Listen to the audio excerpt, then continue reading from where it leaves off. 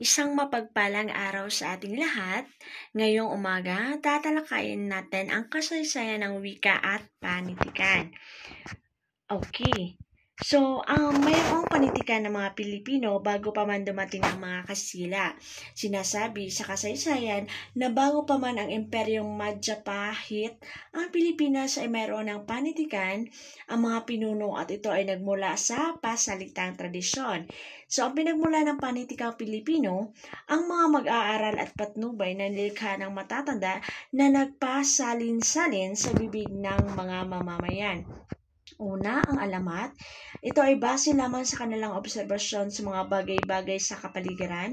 Ito ay isa sa matandang anyong nakilala. Ang salawikain naman at kawikaan, ito ay mga pangangaral na nagagawa sa magagandang pananalita na karaniwang may tugmaan kaya madaling matandaan na naging patnubay sa paghubog ng magandang asal ng kabataan. Ito ay mula sa pasalitang kaanyuan ng panitikan ng ating ninuno at umunlad sa tulong ng mga impluwensyang tinanggap mula sa mga kalapit nating bansa katulad ng Indonesia, Malaysia, India, Arabia at Cambodia. So, mula sa mga bansang ito ay pumasok ang mga epeko, alamat, kwentong bayan, awiting bayan, karunungang bayan at iba't ibang uri ng dula. Noong 1565, nagkaroon ng pagbibihis ng panitikang Pilipino. Ito ay sa panahon ni Manuel Lopez de Legazpi. So, ang alpabetong Romano, ito naman ang pumalit sa libata. So, naging bahagi rin ng panitikang Pilipino ang mga awit, korido at moro-moro. So, ano naman kaya ang panitikan sa panahon ng Kastila? Okay. So, ito ay pagtula. So, ito ay ginagawang laro nila ang patula. Nagkakaroon din ng bugtong, so ito ay pampatalas ng isipan. Paksa naman nila ay tungkol sa panrelihiyon, pangkagandahang asal at pangwika. Ang Ladino, ito ay mga tulang nasusulat sa dalawang wika, Kastila at Tagalog. Ang Barlaan at Josefat ang sinasabing pinagmulan ng nobela. Ang mga buhok na nangungusap, ito naman ang pinagmumulan ng maikling kwento. Ang mahal na pasyon ni Jesucristo, Panginoon natin, ito ay salin sa Tagalog ng buhay at pagpapakasakit ni Jesucristo na isinulat ni Gaspar Aquino de Belen. Ang Arte e Reglas de la Lengua Tagala ay isinulat ni Francisco Blances de San Jose. Ang Compendio del Arte de la Lengua Tagala ang isinulat ni Francisco Pedro de San Agustin. So ngayon, kumustahin naman natin ang panitikan sa panahon ng propaganda at himagsikan. Ito ay noong 1872 to 1861. Dahilan ng unti-unting pagkamulat, so dito unti-unti nang namulat ang kaisipan ng mga Pilipino. So, pinapahintulutan na ang pakikipagkalakalang pandaigdig nang mabuksan ang Suez Canal. Ito ay ang pagpasok ng diwang liberal sa bansa at nagiging Gobernador General si Carlos Maria de la Torre. So, ito na yung panahon ng pagkagarote ng tatlong paring martir ang Gomburza, si Gomez, Burgos at Zamora. So, ang paksa naman dito ay tungkol sa pagiging makabayan, ang panunuliksa at kalagayan ng sosyal at pangkabuhayan. So, ito ay ilan sa mga akda ang dapat mabatid ng mga Tagalog at pag-ibig sa tinubuang lupa na isinulat ni Andres Bonifacio. Isa pa ay ang mga aral ng katipunan ng mga anak ng bayan na isinulat ni Emilio Jacinto. Nandito ang pinakasikat ng obra ni Jose Rizal, ang Non le Metangere at El Filibusterismo. At ang isa pang akda, ang Fray Butod ni Graciano Lopez Haina.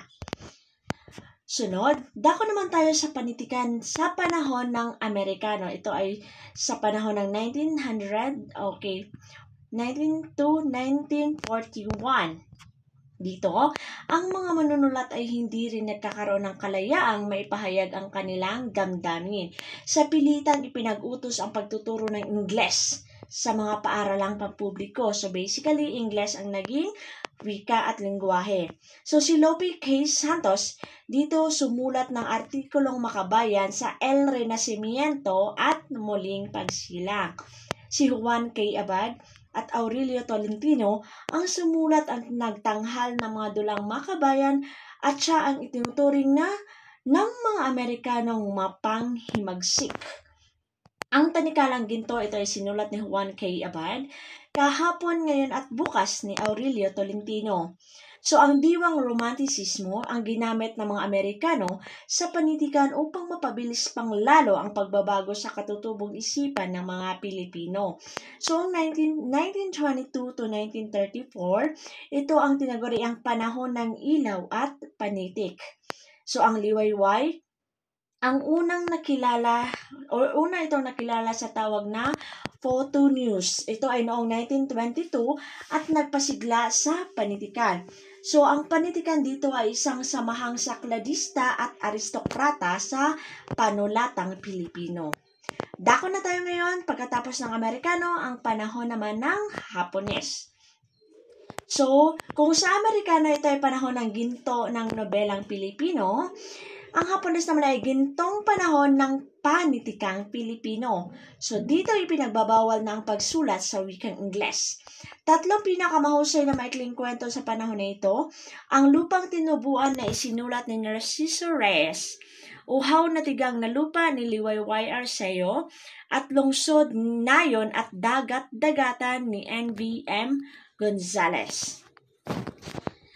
Noong 1943, naisaaklat ang pinakamahusay na kataang Pilipino na binigyan ng pamagat na 25 o 25 pinakamabubuting kataang Pilipino ng 1943. So, ang naging paksa naman sa panahon na ito ay obserbasyon sa mga karaniwang nagaganap sa pang-araw-araw na pamumuhay. Nakilala rin ang haiku at tanaga. Ang haiku ay uri ng tula na may 17 pantig na nahahati sa 3 taludtod. Ang tanaga naman ay binubuo ng 4 na taludtod. Ito ay may 7 pantig bawat taludtod na may sukat at tugma. Sa ngayon, dako naman tayo sa panitikan sa panahon ng Republika noong 1946 hanggang 1972. So, sa panahon na ito, nahalal na si Manuel A. Rojas bilang Pangulo ng Republika ng Pilipinas. So, pangunahin suliranin niya ang pag-ahon ng bansa sa lubhang kahirapan at pagsugpo sa mga pandaraya at katiwalian. Si Elpidio Quirino, naging suliranin ang pagpapayaman ng mga nanunungkulan dahil sa pagsasamantala. Nararamdaman din ang suliraning pangkapayapaan dahil sa pagdami ng hook o ito yung mga rebelde na namumundok sa Central Luzon. Sa panahon naman ni Ramon Magsaysay, nadama ang kapayapaan at pagmamalasakit ng pamahalaan. Si Ramon Magsaysay ang tinaguriang Pangulo ng Masang Pilipino. Sa panahon naman ni Carlos P. Garcia at Diosdado Macapagal, naging suliranin ang pangkabuhayan at pamahalaan. Sa panahon naman ni Ferdinand E. Marcos, kasukdulan ang suliranin ng ating bansa. So sa panahon na ito, siya ay nakikipag-ugnayan sa Russia at China. Nadagdagan dito ang mga magasing na limbag at lumabas na pinaglathalaan ng mga tula, nobelang dugtungan at mga maikling kwento. So ito ay ilan sa mga halimbawa ng mga magazine: Panorama, Bulletin of Philippines, Herald, Time Magazine, Bulaklak, Liwayway, Kayumanggi. Okay, so ito ay mga halimbawa ng mga akda. Ang College and Education, mga Filipino Contact with America, at A Vision of Beauty ni George Bacubo. Children of the Ash Covered with Loom ni N.V.M. Gonzales. David Leon sa Gisag ni Jose Garcia Villa. A Child of Sorrow naman ni Zoilo Galang. And Like the Mulave ni Zulueta de la Costa. So, nagdaos ng gantimpala at patimpalak para sa mga sumusunod: Palangka Memorial Awards in English and Filipino Literature, Gawad ni Balagtas, Republic Culture Heritage, at taunang gawad ng Surian ng Wikang Pambansa. So, itong mga katipunan ng mga aklat: ang Press and Poetry ni Nick Joaquin, Philippine Harvest ni na Maximo Ramos and Florentino Valeros. So, ito ay ilan sa mga samahang pampanitikan. ang Philippine Writers Association, ang Philippine Educational Theater Association. So, ang mga paksa ng tula sa panahon na ito ay ang pagpupuri at pag-ibig sa bayan. So, ito naman ay ang mga sumusunod na kilusang nagbigay sigla sa sining ng dula. Halimbawa nito ang Children's Museum and Library Incorporated, UP Mobile Theater at marami pang iba. Ano naman kaya ang naging panitikan sa panahon ng aktivismo noong 1960 to 1972? So ito yung mga manunulat na aktivista sa panahon ng Amerikano. Sina Patricio Mariano, Tomas Remegro, Pedro Paterno, Pascual Poblete, Juan K. Abad at Aurelio Tolentino. Sa panahon naman ng mga Hapon, si Teodoro Agoncillo at si Teo S. Buhain. So, ang palasak na awitin ng Hukbalahap ang Sulong Tayong Guerrilyo. Okay, ang pahayagan ay katubusan ng bayan at Hukbalahap. Ang paksa naman ng kanilang dula ay tungkol sa pakikibaka. So, ang NECDA o kilala bilang Nueva Ecija Cultural and Dramatic Association ay isang samahang pangkultura. So, noong 1960 to 1970, kinikitaan ng kaisahan, kalinawan, kaayusan ng pagkakaugnay-ugnay. Ang pagsasalaysay at ang kanilang wika ay simple at tahasan. So, ito ay ilan sa mga nobela. Isa sa mga halimbawa nito ang Ibong Mandaragit at Luha ng Buhaya ni Abado V. Hernandez at ang mga sumusunod pang nobela. So, sino nga ba si Pedro Imre Carate? So, siyang sinusuri ang mga akdang nasusulat sa panahon ng aktivismo at nakita niyang sa panahong ang isang bansa ay nasa kalagayang humingi ng pagbabago, ang mga makatang may pakikilahok ang siyang kailangan at masasabing may mahalagang papel na dapat gampanan. Ang mga makata ay mga propetang tagahanap ng katotohanan at pananalig. Ang mga bagong panitikan sa panahon ng aktivismo ay para sa masa at mararasa salita ang kailangan upang maipataba ang katotohanan sa mga mambabasa. Si Amado V. Hernandez naman ang tinaguriang makata ng manggagawa o anak pawis. Ilan sa mga naging sikat na akda niya ay yung isang dipang langit, Luha ng Buwaya, Ibong Mandaragit at iba pa. Sunod, ito ang mga halimbawa ng ilan ng makata, si Virgilio S. Almario at iba pa. At ang mga madre at pare ay nakialam na rin at nakilahok sa pamamagitan ng paglunsad ng mga babasahing progresibo. So, ilan sa mga katangian dapat ay mapanuri at mapagmasid sa kalagayan ng bayan, nagpapakita ng kamalayang panlipunan, nagtataglay ng damdaming mapanghimagsik, matapat, hindi makasarili at nag-anyaya ng pakikilahok at pagkilos, tahasan, matalim at mabalasip ang wika.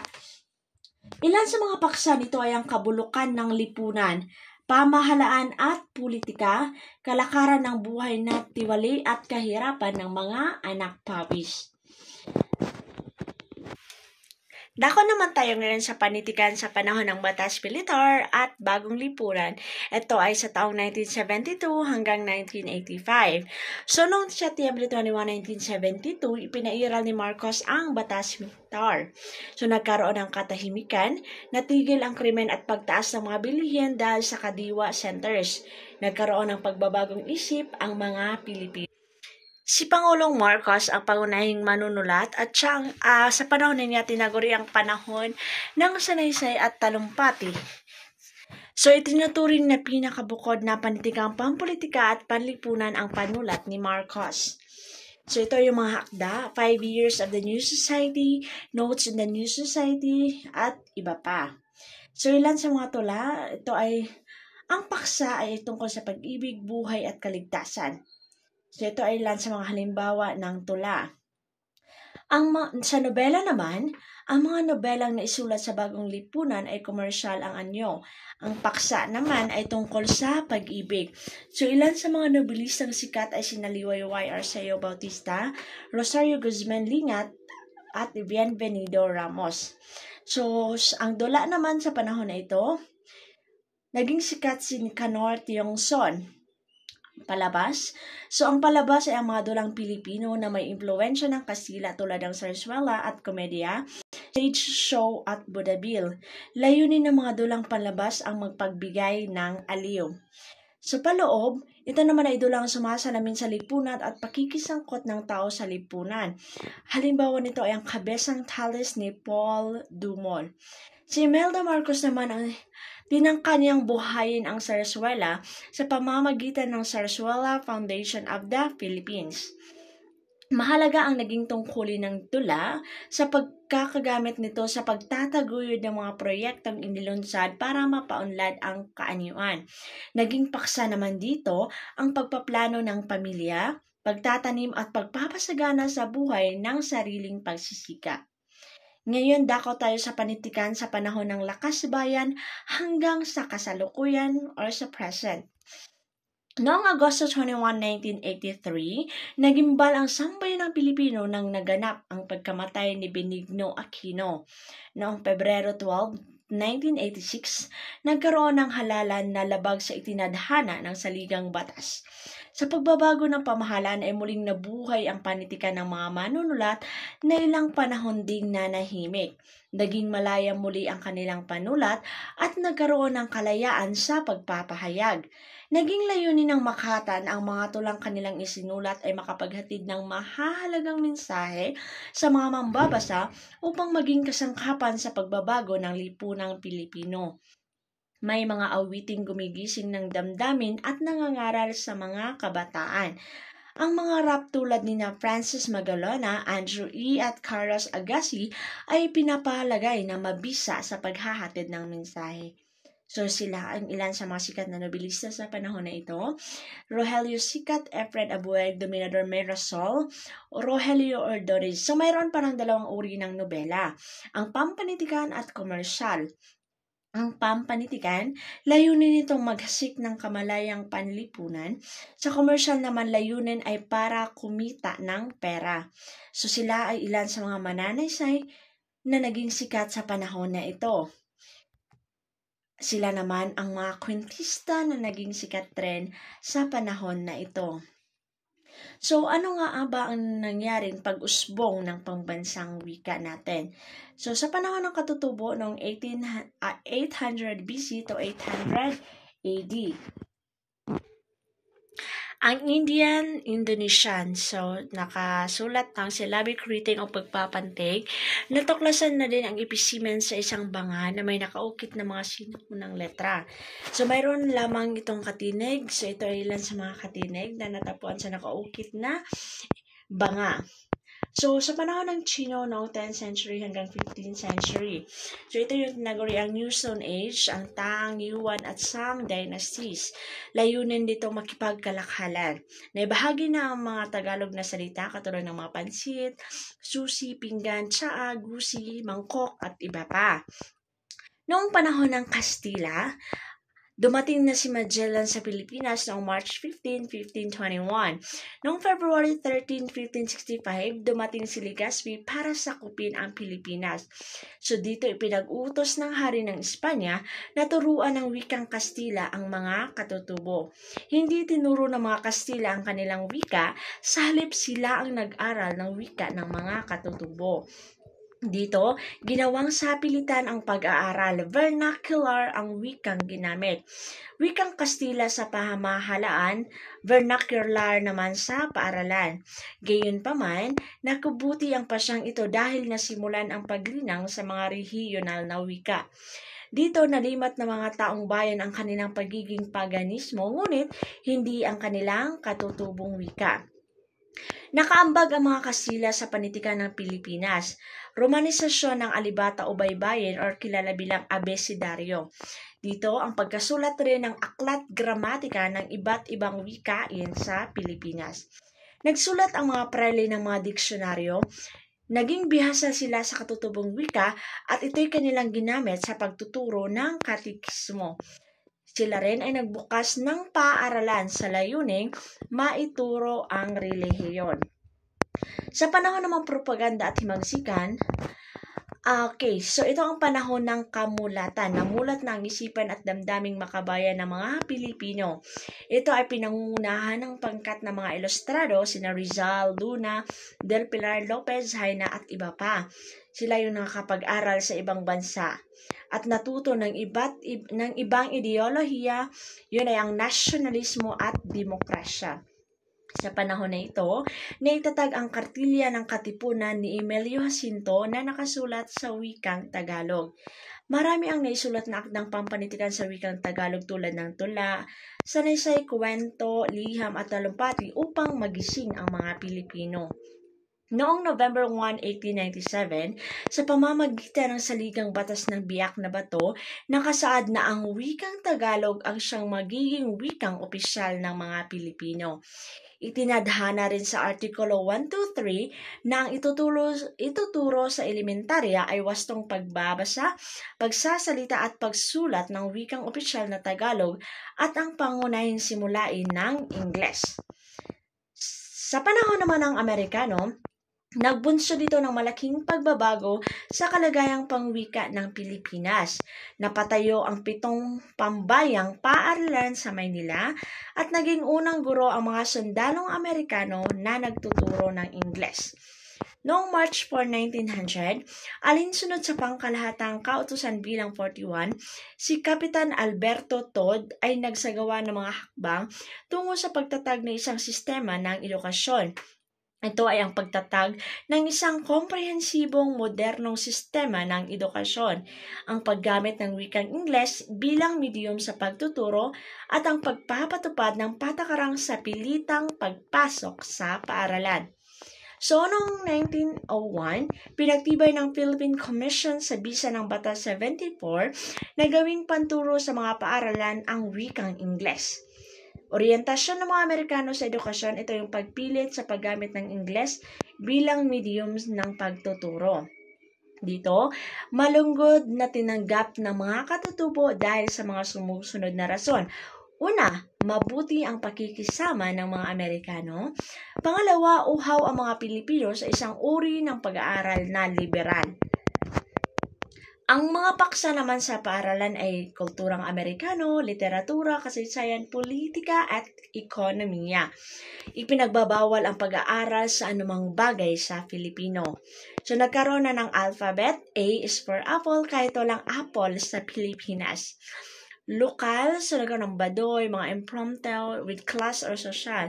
So dito nagkaroon na ng paghahalong wikang Ingles at Tagalog, English, Engalog o kaya Taglish.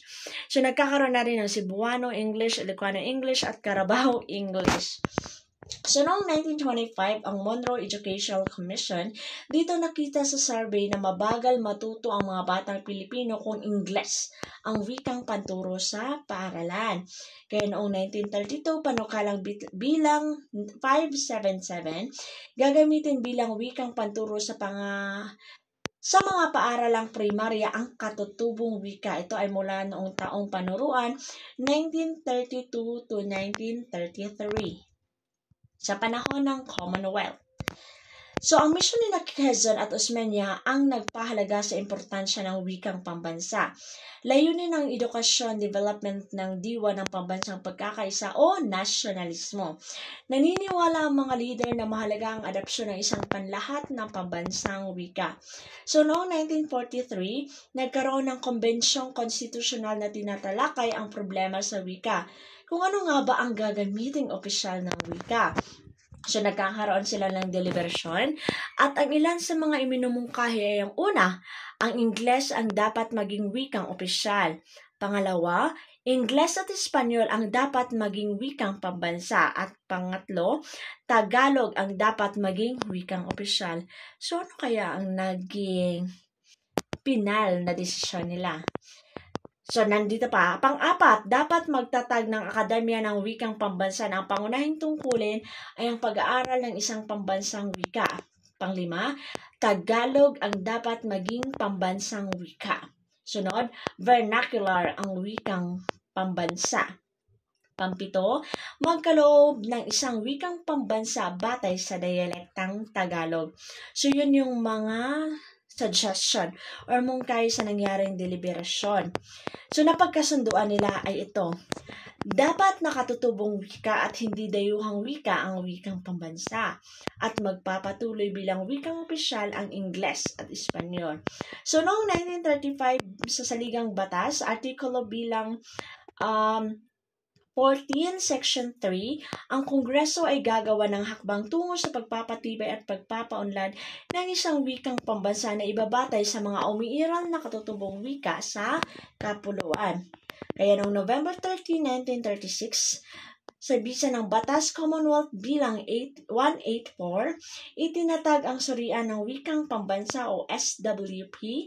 Dito binigyan ng kapangyarihang gumawa ng mga pag-aaral sa lahat ng mga sinasalitang wika sa Pilipinas at magrekomenda ng pinakamagaling na magiging batayan ng isang pambansang wika at Tagalog ang kanilang pinili. Kaya noong November 9, 1939, isinumiti ng mga miyembro ng Surian kay Pangulong Quezon ang kanilang rekomendasyong Tagalog ang gagamiting batayan ng wikang pambansa. Noong Disyembre 30, 1939, nagkabisa ang kautosang tagapagpaganap bilang 134, wikang Tagalog ang gawing batayan sa pagpili ng wikang pambansa. Noong Disyembre 1939, nalimbag ang kauna-unahang balarilang Pilipino ni Lope K. Santos at kilala siyang ama ng balarilang Pilipino. Noon namang Abril 1, 1940, sa katusang tagapagpaganap bilang 623, ang pagpapalimbag ng Diksionaryong Tagalog-Ingles at ang balarila ng wikang pambansa para magamit sa paaralan sa buong kapuluan. Noong Holy 4, 1946, sa bisa ng Batas Commonwealth bilang 570, ang wikang pambansa ay sisimulang ituro bilang asignatura mula unang baitang hanggang ika-4 na taon sa sekundarya. Dako naman tayo ngayon sa panahon ng Hapon.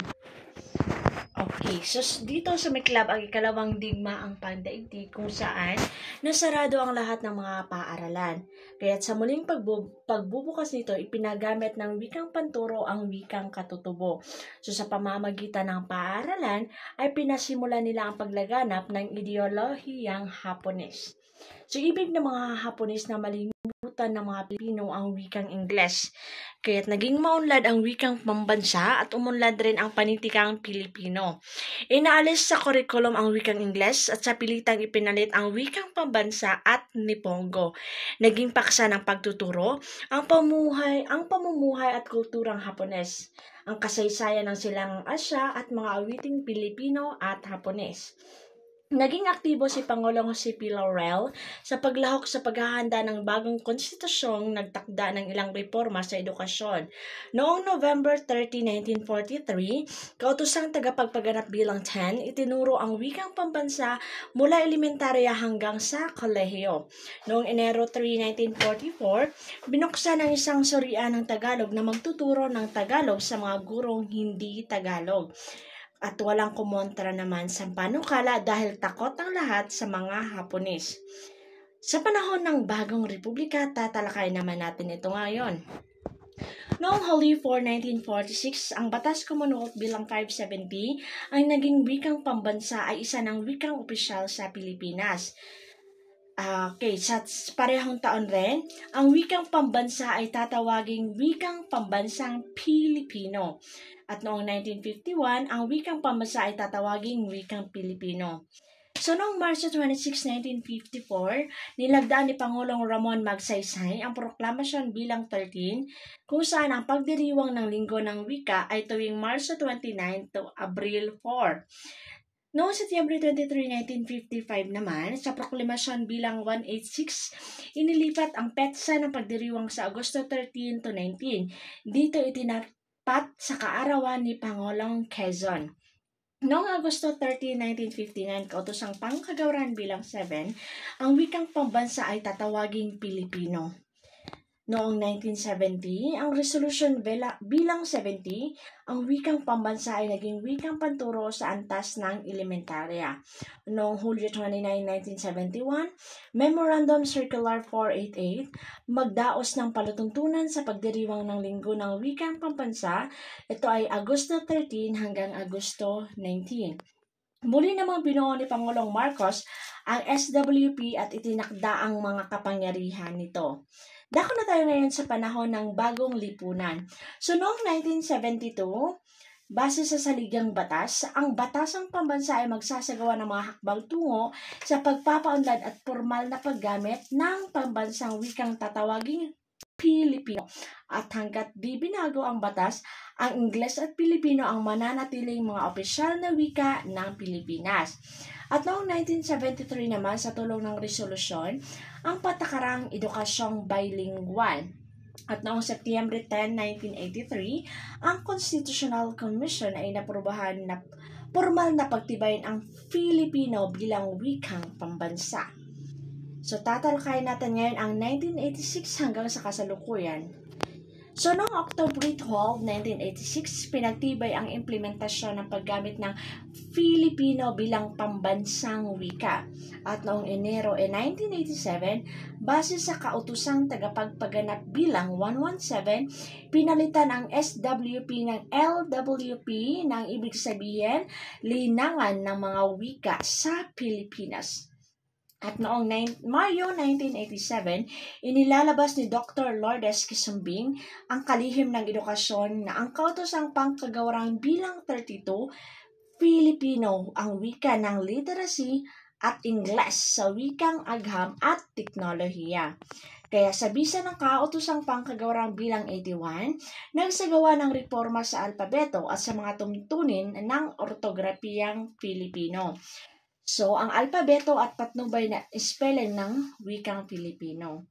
So, noong Agosto 14, 1991, ayon sa Batas Republika bilang 7104, nilikha ang KWF or kilala bilang Komisyon ng Wikang Filipino.